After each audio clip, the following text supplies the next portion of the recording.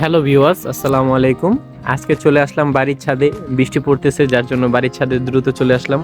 আমাদের যে ঝিঙ্গা এবং লাউয়ের গাছগুলো আছে, ওই ফুলগুলো পরাগায়ন করতে হবে, না হলে রেণুগুলো ধুয়ে গেলে আর সবজি হবে না। তো ভিডিওতে কথা না বাড়িয়ে শুরু করি। দেখেন কিভাবে ফুল পরাগায়ন করতে হবে।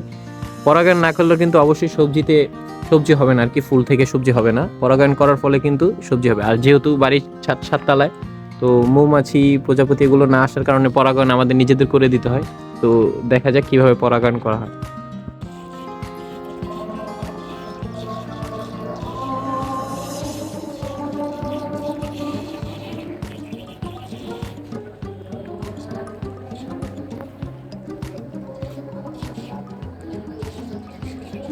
বেড়া ফুল কোনটা আর বেডি ফুল কোনটা এখানে?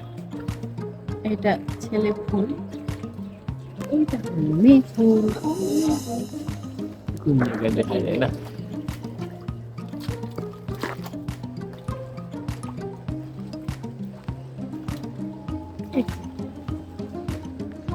মেয়ে ফুলের গোড়া ইয়া থাকে না। বরাবর এখানে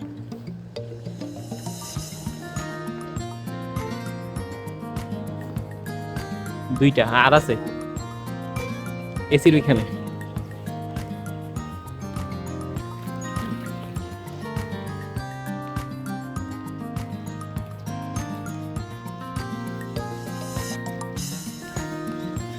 এখানে আর আছে না। এটা হলো লাউ গাছ, লাউ গাছ পরাগায়ন করতেছে।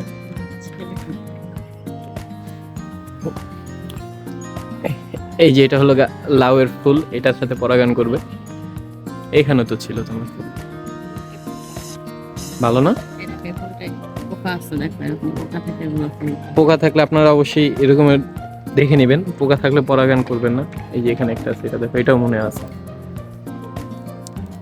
পোকা। সবগুলোতে পোকা ধরছে, কোথা থেকে আসছে এত পোকা আল্লাহ জানে।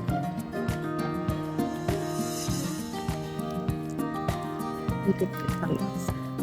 দেখো,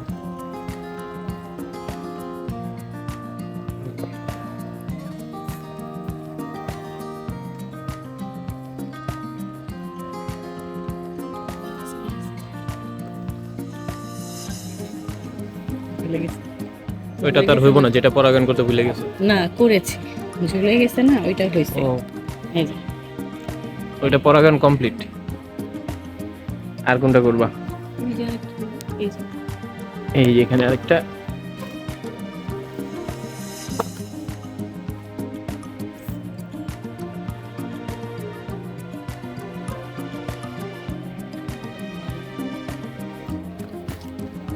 এই যে আরেকটা, এই যে ফুল ফুটে নেই এটা এখন, এটা কয়দিন পর। এটা কালকে ফুটলে কালকে পরাগায়ন করতে হবে।